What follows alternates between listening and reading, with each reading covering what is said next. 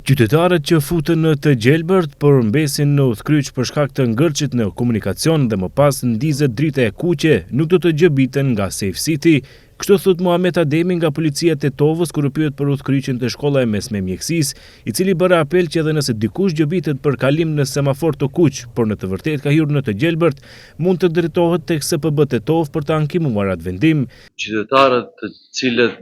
momentalisht ngelin në udhkryq, por kanë hyrë në ngjyrën e gjelbërt, të njëjtit nuk u shqiptohet dënime, por në qoftë se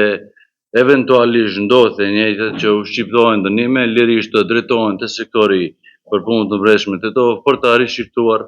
rastin. Nga ana tjetër, kryetari i komunës së Tetovës Bilal Kasami thotë se në Tetovë do të vendosen semafor të rinj më bashkohor që do të mundsojnë qarkullim më të lehtë për qytetarët. Pra gjithë kryqëzimet në Tetovë do të kenë semafor të rinj, do të kenë semafor modern dhe sigurisht që do të rregullohet edhe problematika që është paraqitur për momentin në lokacionin afër shkollës mesme të mjekësisë. Profesori i komunikacionit Agim Neziri thotë se në Tetovë akoma nuk janë pjekur kushtet për të funksionuar ky sistem, pasi që ka mangësi në shenja dhe mos funksionim adekuat në semafor. Marrim fakt për shembull udhkryqin e parë që kemi këtu te Universiteti i Tetovës, këtu me të vërtetë është duhet të ndërhinjë edhe policia rrugore, por edhe Ministria e Transportit për rregullimin e nijeve ose kiqeve që ekzistojnë.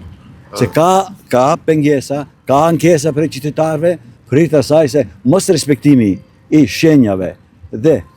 dhënia përparësisë në anën e gjatë shkakton shumë mangësi. Përndryshe në Tetovë ka radar të Safe City-t në 3 lokacione, një në hyrje të Tetovës nga Shkupi, një në rrugën industriale afër Ekolog dhe një në bulevardin e Lindenit tek shkolla e mesme e mjekësisë, që përveç shpejtësisë kontrollon edhe shkeljet e rregullave të sinjalizimit ndriçues, ndërkaq sa i përket paralajmërimeve për radar që janë vënë në gjuhën maqedonase përgjatë autostradës në zonën dhe rrethinën e Tetovës, Kasami tha se do të parashtrojnë kërkesë zyrtare në institucionet qendrore që të njëjtat të bëhen edhe në gjuhën shqipe.